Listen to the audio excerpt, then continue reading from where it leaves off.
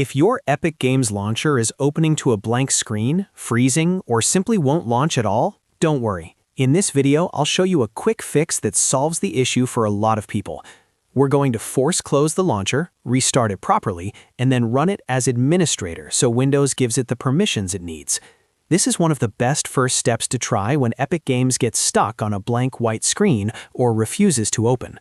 If this tutorial helps you out, make sure to hit the like button and subscribe for more quick tech fixes just like this. Alright, let's get straight into it. First, press Ctrl, Shift, and S on your keyboard to open Task Manager. If that shortcut doesn't work, you can also right-click the taskbar and choose Task Manager from the menu. Once Task Manager opens, look through the Processes list and find every instance of Epic Games Launcher.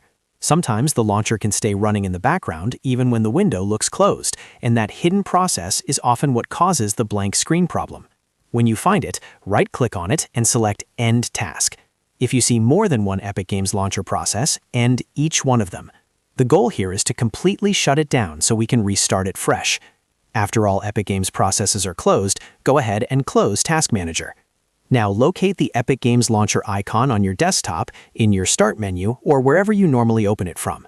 Right-click the Epic Games Launcher and choose Run as Administrator. If Windows shows a permission prompt, click Yes or allow it to continue. Running the launcher with admin privileges can help it load correctly, especially if the issue was caused by a permissions problem or a startup glitch. Once it opens, give it a few moments to load completely. In many cases, this simple force close and administrator restart is enough to fix the blank screen or launch issue right away. If it still doesn't open on the first try, repeat the process once more and make sure every Epic Games background process is fully ended before relaunching. This is one of the fastest and safest fixes to try before moving on to more advanced troubleshooting. If this video helped you, don't forget to tap like and subscribe, because I post simple step-by-step fixes that save you time and frustration.